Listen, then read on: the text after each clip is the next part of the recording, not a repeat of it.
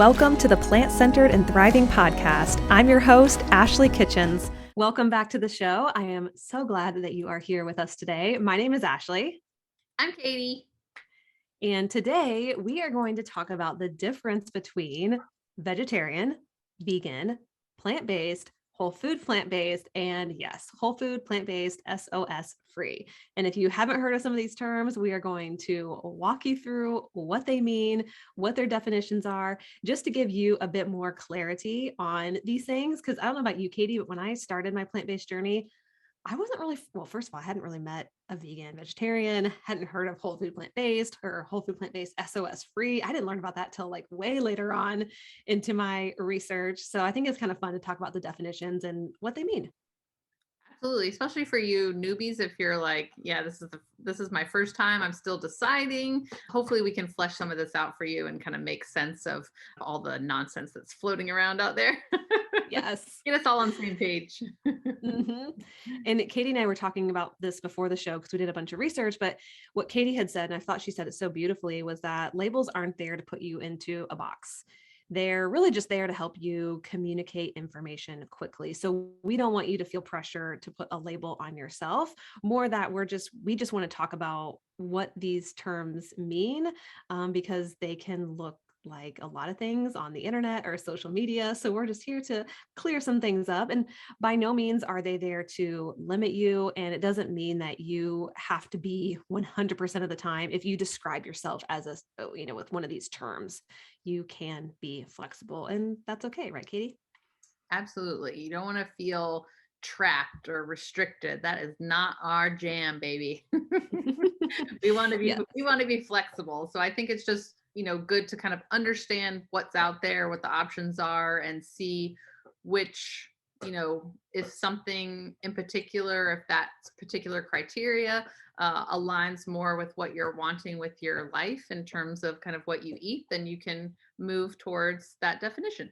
So, Katie, only two of these terms are recognized by the Merriam-Webster dictionary. Can you guess which two? I feel like it's an obvious answer. All right. The first two that are in the dictionary are vegetarian, vegan. So Webster's definition of vegetarian, a person who does not eat meat, someone whose diet consists wholly of vegetables, fruits, grains, nuts, and sometimes eggs or dairy products.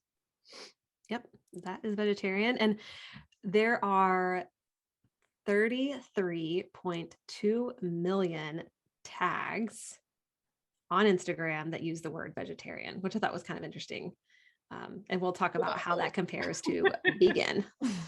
Oh, I'm wondering, take your bets now. Is it more or less? Yes. So is vegan tagged more on social media than vegetarian, or is it tagged less? And this is as of March 1st, 2022.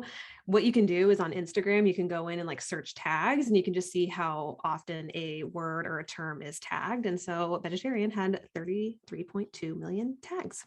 So with vegetarian, kind of like what Katie said, you're basically eating a typical diet, but you're omitting things like meat.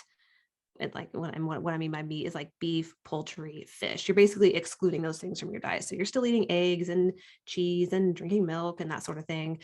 And then your diet consists, a lot of vegetables, fruits, grains, nuts. So the term vegan, which like we said is also in the dictionary, the definition of that is, and I actually found this kind of interesting because this is how they described it. A strict vegetarian who consumes no food that comes from animals like meat, eggs, dairy products, and also one who abstains from using animal products like leather. I found the word strict vegetarian very fascinating. When I saw that come up in the dictionary, I was like, that's sort of, to me, I guess it was just like an odd way of describing vegan, but I don't know. Yes.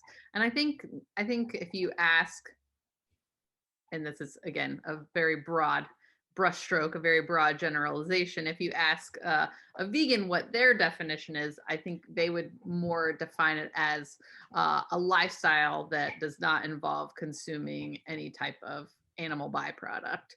That consumption could be, what you take into your body or what you purchase, or, in terms of beauty products or clothing, things like that. Mm-hmm. Yep, absolutely. I completely agree. I think most vegans would kind of look at that definition and be like, well, I don't feel like a strict vegetarian. So, Yeah. because that just sounds like restrictive, and Yes. so many vegans go into it and they don't feel restricted whatsoever. It's a lifestyle. It's something they're incredibly passionate about. So I found that pretty fascinating. So, okay, Katie, tell us how many tags vegan has in Instagram. Oh my gosh. Apparently our marketing person is way better than a vegetarian. It's 120 million. So almost, what is that? Almost 4 times as much Yes. as of March 1st, 120 million. Wowzas. Yeah. Very, very popular term, which I thought was pretty cool. But yeah, if you think about it from, if vegetarian, if it's just kind of identifying from what you eat versus vegan, it's kind of a whole lifestyle, and there's a whole Mm-hmm. activism associated with this. And I'm sure there is with vegetarianism too, but not quite to the extent as veganism. So very interesting that they get almost 4 times as much. Wow. Yes. Yeah. So Katie, take us away on plant-based and what that means. So plant-based, so just like we were talking about, they haven't quite caught up. Webster hasn't quite caught up with that, so they're not identifying that as as a word in the English language quite yet. Mm-hmm. But we use it. We use it a lot. So Wikipedia says a plant-based diet is a diet consisting mostly or entirely of plant-based foods. Plant-based diet encompasses a wide range of dietary patterns that contain low amounts of animal products and high amounts of plant products, such as vegetables, fruits, whole cereals, legumes, nuts, and seeds. They do not need to be vegan or vegetarian, but are defined in terms of low frequency of animal consumption. Very interesting. Yeah, I was gonna say, what did you think about that? Because it's a very different approach than I think maybe what a lot of people think of when they think of plant-based. Yes. And I think the one thing that sticks out to me, like you were mentioning for vegan, is it doesn't sound as strict. And I like that because it has more of a approachable kind of a positive connotation as opposed to something that is very restrictive. And us, we don't like the word restriction. I was very attracted to that, but it's interesting because some people who might identify as plant-based would say that they have no frequency of animal food consumption, and some might say a low frequency. So Yep. again, it's a little bit, it's kind of up to you. There's not, we're kind of approaching these definitions, but you know, it's up to you, how strict or how flexible you want them to be, really. Yes. Yeah. And that's why we wanted to talk about these definitions, because plant-based in particular, that's obviously a lot of what we talk about. It can really look like anything. It really is a way of eating that's heavily centered around plant-based foods. And it can fluctuate. Like Katie said, you can be 100% plant-based where everything is plants, and you can be plant-based, but still include some animal products every once in a while. It's all over the board. There's basically like a spectrum when it comes to plant-based eating. And I think it's important to highlight that, because I feel like there can be a lot of judgment or maybe shame if you do consume some animal products, but you do call yourself plant-based. So in a way, we want you to approach this plant-based lifestyle in a way that feels aligned and doesn't feel restrictive, so that you can, if you want to call yourself plant-based, you can, but not feel like you have to follow a certain set of rules either. Yeah. And I think that's a really slippery slope sometimes, especially with, plant-based versus vegan, especially on social media. It's really hard sometimes because, I'll just pick on Ashley. I think she considers herself plant-based, but she eats, the majority of the time, no animal products, right? But we've Yep. talked about a couple of times where we've accidentally consumed milk powder or accidentally consumed something that had beef broth in it. So if you don't eat any animal products 365 days a year, but you accidentally had milk powder once, does that mean you can't call yourself vegan? Does that mean you're kicked out of the club? That's just one thing that really rubs me the wrong way, that really, I wish would be better kind of in the community, is that we all can be more flexible. We can all be less judgmental on both sides, from meat eaters to vegans, to plant-based eaters to vegetarians, and kind of coming at it from like two different sides. I just feel like if we all try to help each other, we all kind of have the same goal to be healthier and leave the world in a better place than we found it. And I think if we all kind of strive to do the best we can, that's better than being all or nothing, where if I Yes. can't be perfect, then I'm not going to do it at all. And I'm just going to Yep. go back to burgers every night. That just doesn't make Hmm. sense to me and drives me a little bit bonkers. What's Of funny is plant-based eating. So the number of tags on Instagram as of March 1st were similar to vegetarian. So there's about 38 million tags using the word plant-based on Instagram. So vegetarian was 33 million, vegan 120, and then plant-based 38. So now Yep. we're going to get into some, what I would say, like more hairy definitions, more complex definitions when it comes to whole food, plant-based, SOS free. So these definitions are both going to come from nutritionstudies.org. So if you want to learn more about them, you can go there. That site is Colin T. Campbell's, Dr. Colin T. Campbell's, his site basically. He's like one of the OGs when it comes to plant-based eating. And here is the definition that I pulled off of his site, which is for whole food plant-based. So a whole food plant-based diet doesn't include any meat, poultry, fish, dairy, or eggs. It's not, however, the same as a vegan diet. So a whole food plant-based diet is defined by what it emphasizes, which is a large variety of whole foods.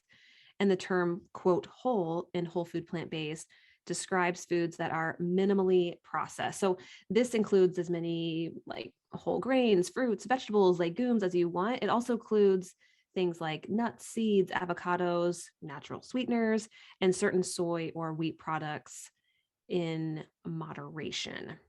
So a whole food plant-based diet basically takes plant-based eating to a whole another level, which is that it is very heavily emphasizes whole foods. Yes, which I also think this is all very fascinating. Mm-hmm. Because when I think plant-based, I think those are very similar and kind of overlapping. But, and this is me speculating, I would think a lot of people maybe that don't know about a lot about vegetarian, veganism, whole food, plant-based, that type of thing, may see plant-based as just eating kind of the processed stuff, the alternative meats, the non-dairy cheeses, things like that. There's a lot of preconceived notions. So it's very interesting when you're talking about labels, because yes, it's kind of they're broad sweeping kind of definitions, but it's really, your own perspective a lot of the time. So it's very Yeah. fascinating. Yep. And with whole food plant-based, what the site continued to say was that this means that you're more than likely avoiding highly refined grain products like white flour or white rice. And then also too, you're probably not eating foods containing added sugars or artificial sweeteners and foods that contain added fat, even olive oil. So I almost look at whole food plant-based, and then even more so when we talk about whole food plant-based SOS free, which we'll talk about what that means.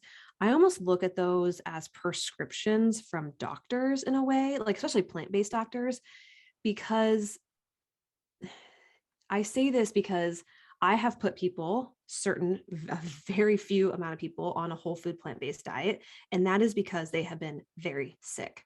So either they've had type 2 diabetes and they want to reverse it, which guess what? We did, and it was awesome. But food can be very, very powerful. And so whole food plant-based and even whole food plant-based SOS free can be used in that way to prevent and reverse chronic diseases, which is freaking awesome. But at the same time, what comes with that is it can feel hyper restrictive as well, where maybe if you're eating plant-based or if you are a flexitarian, it can feel a bit more aligned or not like a diet. But once you start getting into, and this is obviously coming from my perspective as a professional with working with clients, when you get into the next, these two that we're talking about, I almost look at it as more of like a prescription, because there's something that we're really working towards, whether it's to reverse a certain kind of disease or lower cholesterol or whatever it is. There's a medical issue going on, a concern that we're trying to address with food as best as possible. Again, I think I love that we're doing this episode. So we're helping people kind of figure out what works for them, and also maybe figure out that they don't know what works for them. So Yeah. if you find yourself kind of in that situation where maybe you have gone to the doctor and gotten some news that maybe you're not too happy about, or maybe you are confused about what you need or what you want in terms of kind of what you want to eat or what your goals are, that's a great reason to kind of seek out a professional like Ashley or I to help you figure out those goals. And we may be able to point you into the right direction, especially if you are trying to work on a specific goal, like these specific clients that are sick and need Yeah. additional help. Yep.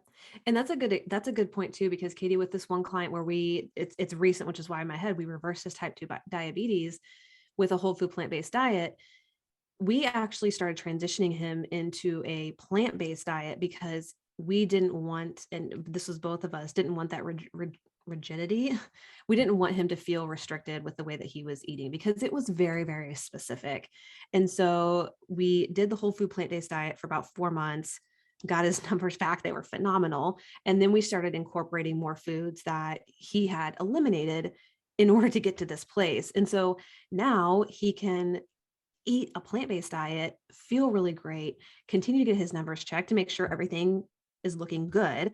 But it's a much different situation. It felt much more aligned for him. There's nothing wrong with going whole food plant-based by any means, but I think you just need to be aware of how your approach is and how your relationship with food is when it comes to eating that way, and address why you're doing it. Because Katie, I'll be honest, I tried doing something similar to whole food plant-based, kind of a hybrid between whole food plant-based and whole food plant-based SOS free. And the reason I did that, my grandpa died of a heart attack at a very young age. My other grandpa died of pancreatic cancer. I have a lot of health issues that run in my family. And so in doing this research many, many years ago, I was like, oh, well, this is what I need to do because I don't want to die in my 50s like my grandfather did.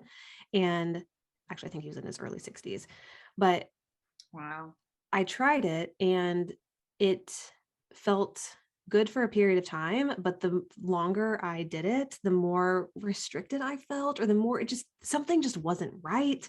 I had eliminated oil and I was I don't say I was becoming obsessed with it, like obsessed with not using oil, but in a way I was. So I knew I could see where my mind was going when it came to this approach.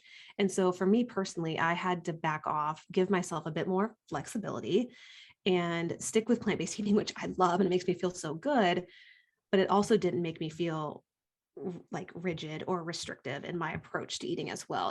It felt good. And I think that's important. That's what I'm trying to say with whole food plant-based eating and SOS free as well, is just be aware of why you're doing it and how your approach is and how your relationship with food is in the process as well. Yeah, and discussing kind of the different goals. Their goal may to be to reverse their diabetes or things like that. But on the kind of opposite end of the spectrum, we may have clients that, have just like Ashley was saying, the relationship with food is really off. So, by prescribing something like whole food plant-based, that would be way too much and wouldn't fix that particular problem. So it's